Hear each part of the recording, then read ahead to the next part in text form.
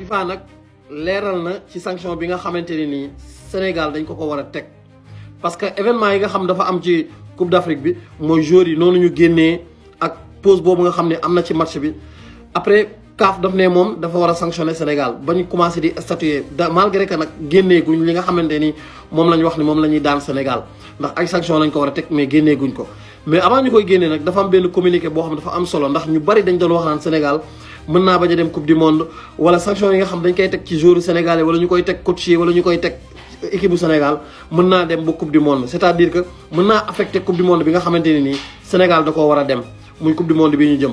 maintenant nag loolu la FIFA génn daal di leeral FIFA nag nee na coupe du monde bi ñu jëm lii di sanction yi di CAF di teg amul benn sanction boo xamante ni dana ci doon sanction internationale maanaam sanction yëpp ci kii bi lay yem ci Coupe d'Afrique des Nations lay yem.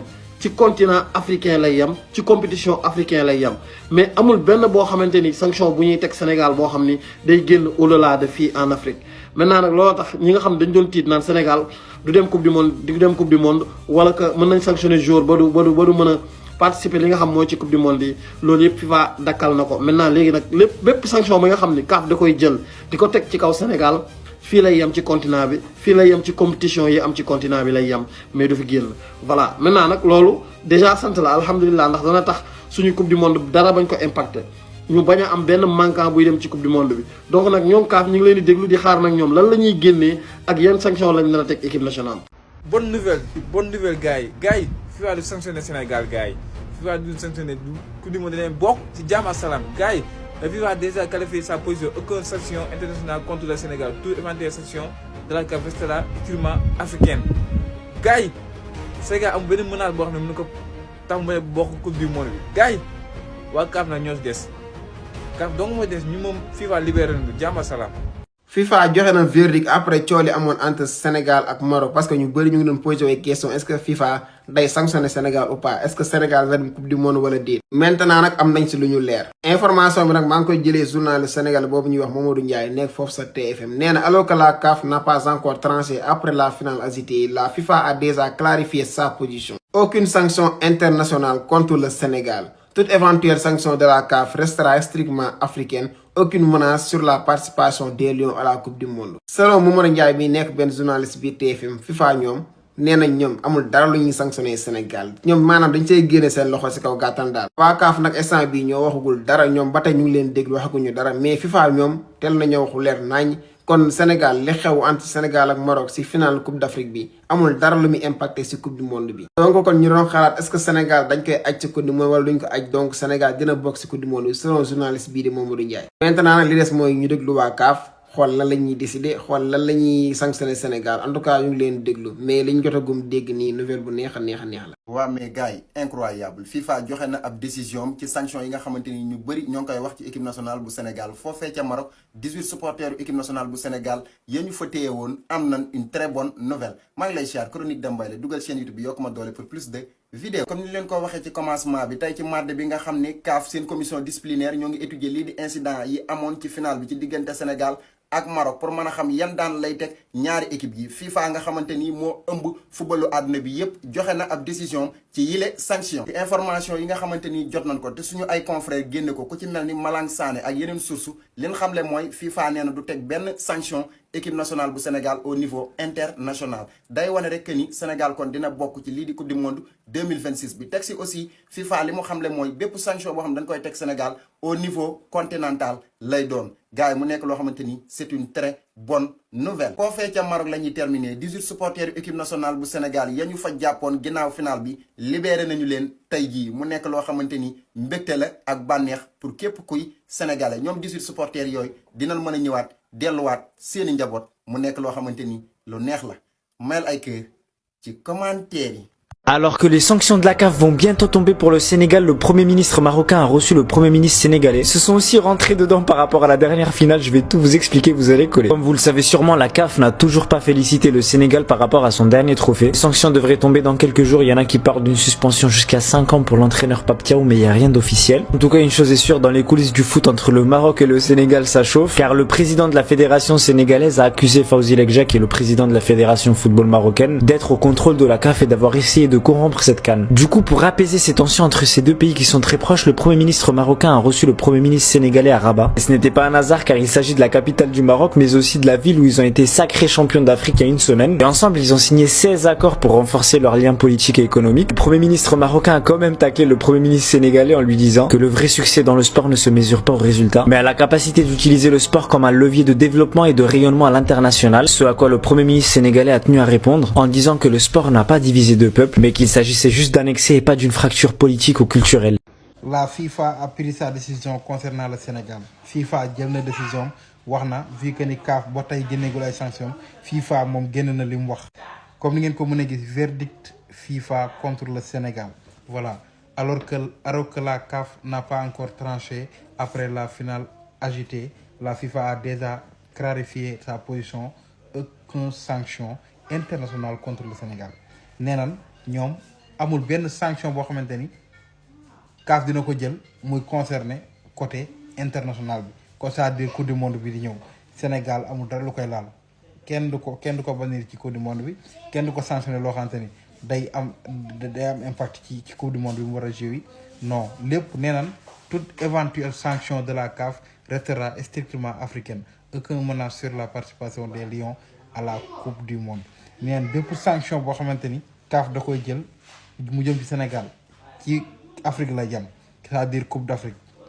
Voilà Pape Thiaw kenn mënu koo sanctionné pour mu bañ a dem assister équipe am coupe du monde joueurs yi kenn mënu leen sanctionné notre kii bi supporters yi kenn mënu leen sanctionné pour ñu dem supporter ji coupe du monde ba. Maintenant nag bépp sanction bu CAF di jël ça va concerner juste coupe d'Afrique territoire africain bi ci lay yem mais du génn di dem international leer na nañ.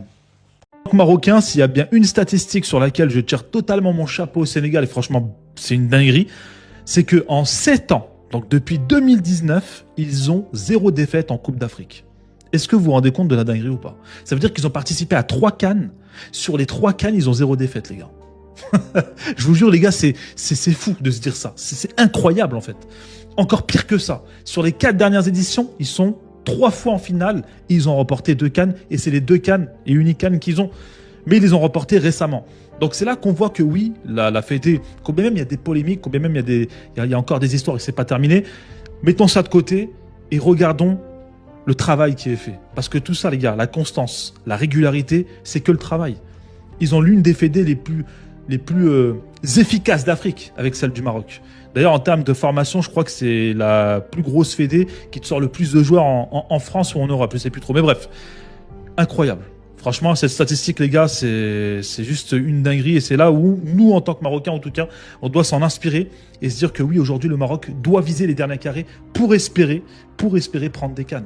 La régularité, les gars. Mais belli waa FIFA génne nañ seen communiqué nag concernant Sénégal fi mu toll nii verdict FIFA ñëw na waa FIFA nee nañ amul benn sanction bu ñuy toppee waa Sénégal maanaam instant yi nee na FIFA nee na sanction internationale contre le Sénégal amul maanaam instant yi Sénégal dina jouer coupe du monde bi si jàmm nee na toute éventuelle sanction contre le Sénégal boo xamante ne waa CAF def na ko ça concerne Afrique maanaam instant yi nii Sénégal bépp sanction boo xamante ne CAF génnee na ko ne Sénégal sanction bii lañ ko teg loolu day fi biir Afrique fii lay des quoi maanaam si CAN bi ak compétition africaine yi mais concerné wul benn yoon international maanaam concerné wul compétition FIFA yi non nee na instant bi Sénégal coupe du monde bii di ñëw Sénégal dina ko jouer normalement amul foofu benn problème maanaam dina jouer coupe du monde am sans problème donc waa CAF instant yi ñoom ñooy décider nag bu fekkee dafa am sort bu ñuy teg Sénégal wala déedéet mais bu fekkee teg nañ ko benn sanction loolu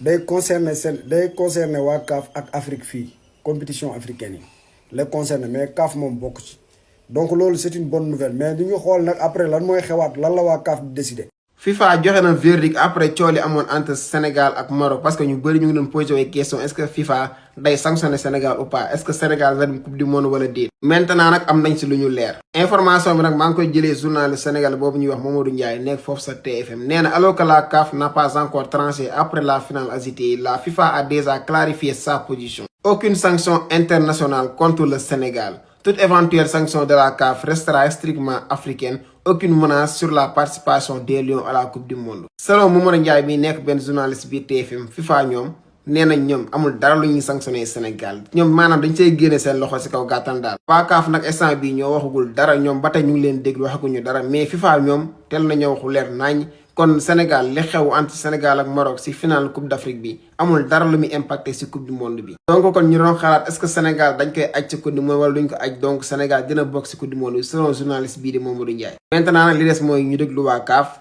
xool lan la ñuy décider xool lan la ñuy sanctionné Sénégal en tout cas ñu ngi leen déglu mais liñ jotagum dégg nii nouvelle bu neex a neex la. waaw mais gars yi incroyable FIFA joxe na ab décision ci sanction yi nga xamante ni ñu bëri ñoo ngi koy wax ci équipe nationale bu Sénégal foofee ca Maroc 18 supporters yu équipe nationale bu Sénégal yéen ñu fa téye woon am nañ une très bonne nouvelle maa ngi lay siyaar Chronique Demba la dugal chaîne YouTube bi yokk ma doole pour plus de vidéos. comme ni leen ko waxee ci commencement bi tey ci mardi bi nga xam ni CAF seen commission disciplinaire ñoo ngi étudier lii di incident yi amoon ci final bi ci diggante Sénégal ak Maroc pour mën a xam yan daan lay teg ñaari équipe yi FIFA nga xamante ni moo ëmb footballu àdduna bi yépp joxe na ab décision ci yile sanction ci information yi nga xamante ni jot nañ ko te suñu ay confrères génne ko ku ci mel ni Malang Sané ak yeneen source leen xamle mooy FIFA nee na du teg benn sanction équipe nationale bu Sénégal au niveau international day wane rek que ni Sénégal kon dina bokk ci lii di coupe du monde 2026 bi teg si aussi FIFA li mu xamle mooy bépp sanction boo xam dañ koy teg Sénégal au niveau continental lay doon gars yi mu nekk loo xamante ni c'est une très bonne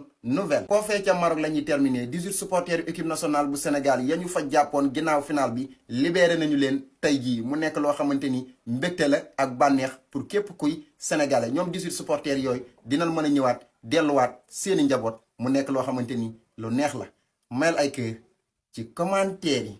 Alors que les sanctions de la CAF vont bientôt tomber pour le Sénégal, le Premier ministre marocain a reçu le Premier ministre sénégalais. Ils se sont aussi rentrés dedans par rapport à la dernière finale, je vais tout vous expliquer, vous allez coller. Comme vous le savez sûrement, la CAF n'a toujours pas félicité le Sénégal par rapport à son dernier trophée. Les sanctions devraient tomber dans quelques jours, il y en a qui parlent d'une suspension jusqu'à 5 ans pour l'entraîneur Pape Thiaw, mais il n'y a rien d'officiel. En tout cas, une chose est sûre, dans les coulisses du foot entre le Maroc et le Sénégal, ça chauffe, car le président de la fédération sénégalaise a accusé Fawzi Lekja, qui est le président de la fédération football marocaine, d'être au contrôle de la CAF et d'avoir essayé de corrompre cette CAN. Du coup, pour apaiser ces tensions entre ces deux pays qui sont très proches, le Premier ministre marocain a reçu le Premier ministre sénégalais à Rabat. Et ce n'était pas un hasard car il s'agit de la capitale du Maroc, mais aussi de la ville où ils ont été sacrés champions d'Afrique il y a une semaine. Et ensemble, ils ont signé 16 accords pour renforcer leurs liens politiques et économiques. Le Premier ministre marocain a quand même taclé le Premier ministre sénégalais en lui disant que le vrai succès dans le sport ne se mesure pas aux résultats, mais à la capacité d'utiliser le sport comme un levier de développement et de rayonnement à l'international. Ce à quoi le Premier ministre sénégalais a tenu à répondre en disant que le sport n'a pas divisé deux peuples, mais qu'il s'agissait juste d'annexer et pas d'une fracture politique ou culturelle.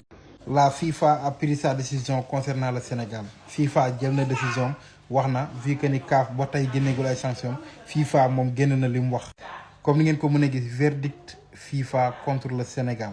Voilà alors que la CAF n'a pas encore tranché après la finale agitée, la FIFA a déjà clarifié sa position, aucune sanction internationale contre le Sénégal.